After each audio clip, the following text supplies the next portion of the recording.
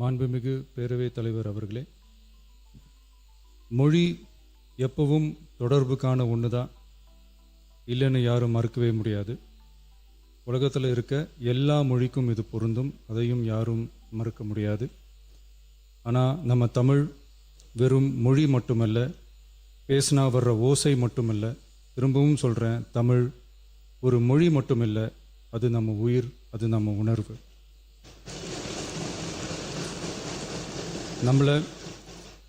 நம்மளை பெற்ற தாயை அம்மானு சொல்கிறப்பெல்லாம் பாசமும் சொந்தமும் நம்மளை அறியாமலே உயிரா உறவா உணர்வா தானா உள்ளுக்குள்ளே தோணும்ல. அதே மாதிரி ஏன் இன்னும் ஒரு படி மேலே போயே சொல்லலாம், தமிழ்னு சொன்னாலே எப்படி இருக்கும், என்ன ஆகும்னு சொல்லவா வேணும். தாய் எப்படி ஒரு மிகப்பெரிய புனிதமோ அப்படிதாங்க தாய்மொழியும். அதுலேயும் நம்ம தாய்மொழி தமிழ்மொழி இப்படி சொல்கிறதே போதும், எல்லாருக்கும் நம்ம தாய்மொழி உணர்வை பற்றி புரியும்னு நினைக்கிறோம். நம்ம தாயே நமக்கு மிகப்பெரிய புனிதம்னா நம்ம எல்லாருக்குமான தமிழ் தாய் பற்றி சொல்லவா வேணும். தாயை போற்றுகிற வாழ்த்துகிற தமிழ்நாட்டு மண் தமிழ்தாய் வாழ்த்து எப்படி விட்டுரும்? விடாது, விடவும் மாட்டோம். மாண்புமிகு பேரவைத் தலைவர் அவர்களே, நம்ம தமிழ்தாய் வாழ்த்த 1891 எழுதின மனோன்மணியம் சுந்தரனார் நம்ம தமிழ் மொழியவே தமிழ் தாய்னு சொல்லி உயர்வா பாடினாரு. இந்திய துணை கண்டத்தை, இந்திய ஒன்றியத்தை அழகிய முகமா சொன்ன மனோன்மணியம் சுந்தரனார் அந்த முகத்தோட நெத்தியில வைக்கிற பொட்டு தான், திலகம் தான் தமிழ் நாடுன்னு சொன்னாரு. இந்தியாவோட நெற்றியில இருக்கிற பொட்டு மாதிரி ஒரு வெற்றி பொட்டு தான் நம்ம தமிழ்நாடு. அந்த பொட்டோட நறுமணம் உலகம் பூரா பரவுற மாதிரி தமிழோட புகழும் உலகம் பூரா பரவணும்னு சொன்னார். உண்மைதானே அது? இன்னைக்கு தமிழ் பேசுகிற மக்கள் இல்லாத நாடுகளே ரொம்ப குறைவு தானே.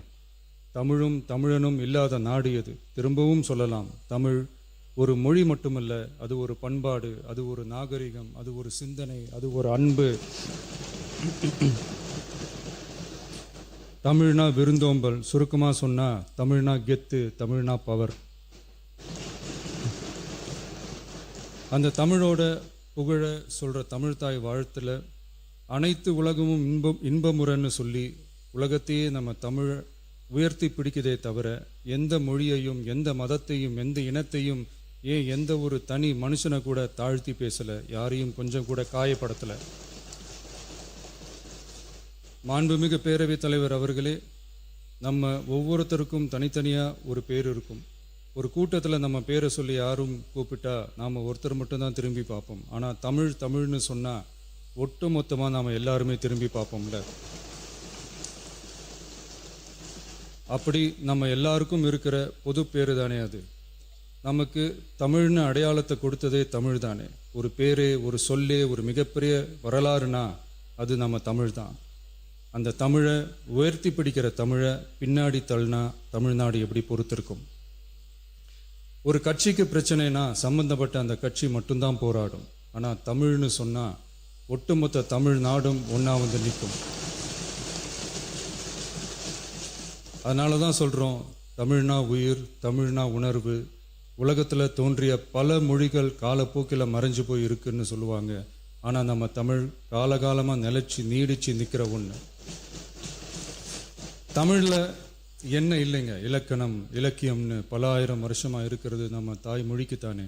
தொல்காப்பியம், சங்க இலக்கியம், ஏன் உலகம் முழுக்க தெரிஞ்ச திருக்குறள் ஒன்று போதாதா தமிழோட பெருமையை சொல்கிறதுக்கு? இவ்வளவு பெருமை கொண்ட தமிழ் மொழியோட ஒரு அடையாளம் தான் நம்ம தமிழ்தாய் வாழ்த்து.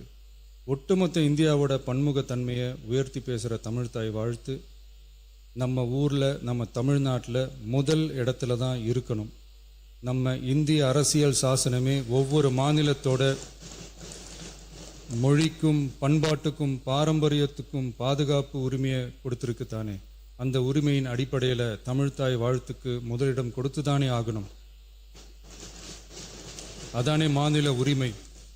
அப்படிப்பட்ட தமிழ்தாய் வாழ்த்து தான் 1970 நவம்பர் 23 முதல் அரசு விழாக்களில் முதல்ல பாடணும்னு சொல்லி ஒரு அரசாணையை போட்டு அந்த செயல்பாட்டுக்கு வந்துச்சு.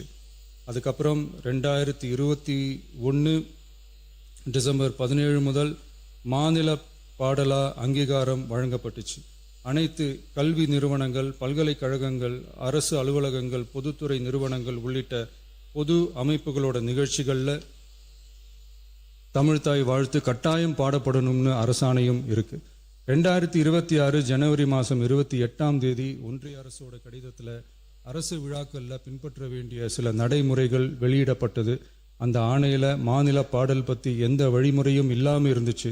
நம் அரசு பொறுப்பேற்றதும் கடந்த மே மாதம் 27 மாண்புமிகு பிரதமர் அவர்களுக்கு மாநில பாடல்களுக்கு உரிய அங்கீகாரம் வேண்டும்னும், ஒன்றிய அரசு வெளியிட்ட ஆணைக்கு திருத்தம் வெளியிடணும்னும், மாநில விழாக்களில் தமிழ்தாய் வாழ்த்த முதல்ல பாடுறதுக்கான உரிய வழிமுறைகளை வகுக்க வேண்டும்னு சொல்லி கடிதம் எழுதியிருந்தோம். அதை தொடர்ந்து போன ஜூலை மாதம் 9 கடிதத்தில் மாநில பாடல் பாடப்படுவது பற்றி இருந்துச்சு. ஆனால் நம்ம தமிழ்நாட்டில் 1970களில் இருந்து தமிழ்தாய் வாழ்த்து எல்லா அரசு நிகழ்ச்சிகள்லையும் கல்வி நிறுவனங்கள்லையும் தமிழ்தாய் வாழ்த்து முதல்ல பாடுறது ஒரு மரபாவே இருக்கு. அதுக்கான அரசாணையும் இருக்கு. மாண்புமிகு பேரவைத் தலைவர் அவர்களே, தமிழ் நமது உயிர் மூச்சு, தமிழ் மொழி நமது அடையாளம், தமிழ் பண்பாடு நமது பெருமை. அதனால தமிழ்தாய் வாழ்த்தின் மரியாதையை பாதுகாப்பதில் தமிழக வெற்றிக் கழக அரசு ஒருபோதும் சமரசம் செய்யவே செய்யாது. தமிழ்தாய் வாழ்த்தை முதலில் பாடுவது அரசியல் அமைப்பிற்கும் இந்திய ஒற்றுமைக்கும் எதிரானதில்லை. மாறா வேற்றுமையில் ஒற்றுமை என்ற இந்தியாவோட உயர்ந்த கொள்கையை வெளிப்படுத்துறது. மேலும் தமிழ்தாய் வாழ்த்தை முதல்ல பாடணும்னு சொல்றது அரசியல் சம்பந்தமான விவாதமா மாறணுங்கிற அவசியமே இல்லை. இது தமிழர்களின் பொது அடையாளம்.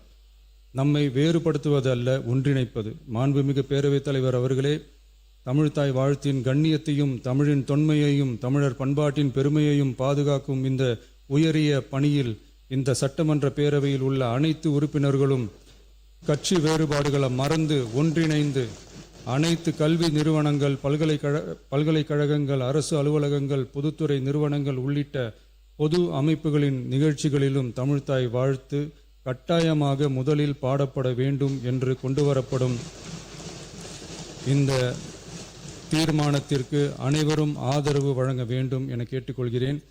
தமிழ்தாய் வாழ்த்து தொடர்பான அரசினர் தீர்மானம்.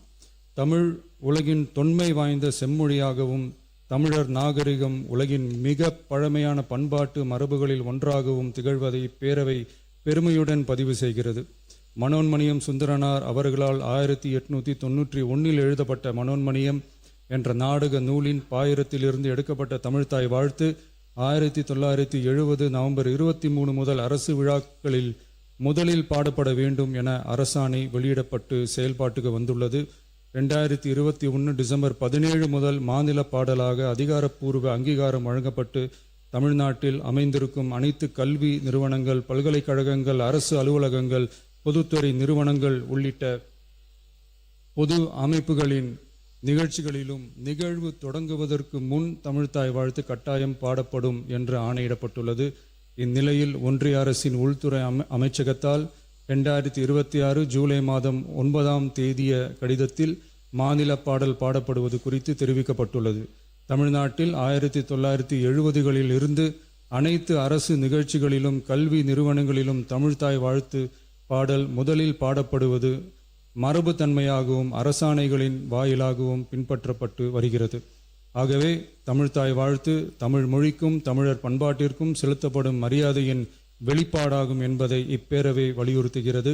இந்திய அரசியலமைப்பு வழங்கியுள்ள மொழி மற்றும் பண்பாட்டு உரிமைகளின் அடிப்படையில் தமிழ்நாட்டின் பண்பாட்டு அடையாளத்தை நிலைநிறுத்தும் வகையில் தமிழ்நாட்டில் அமைந்திருக்கும் அனைத்து கல்வி நிறுவனங்கள், பல்கலைக்கழகங்கள், அரசு அலுவலகங்கள், பொதுத்துறை நிறுவனங்கள் உள்ளிட்ட பொது அமைப்புகளின் நிகழ்ச்சிகளிலும் நிகழ்வு தொடங்குவதற்கு முன் தமிழ்தாய் வாழ்த்து கட்டாயம் முதலில் பாடப்பட வேண்டும் என தமிழ்நாடு சட்டமன்ற பேரவை ஏகமனதாக தீர்மானிக்கிறது என்ற தீர்மானத்தை நான் முன்மொழிகிறேன். அனைத்து கட்சிகளை சார்ந்த உறுப்பினர்களும் இந்த தீர்மானத்தை ஒருமனதாக நிறைவேற்றி தர வேண்டுகிறேன். நன்றி, வணக்கம்.